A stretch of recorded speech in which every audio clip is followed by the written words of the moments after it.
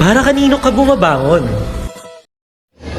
Bilang isang estudyante, maraming beses akong nahihirapan sa mga proyekto at pagsusulit.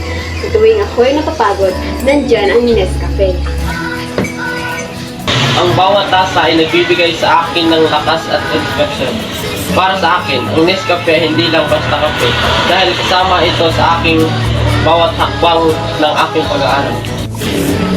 Kaya sa bawat umaga bago kami bumangon, Nescafe ang una namin kasama.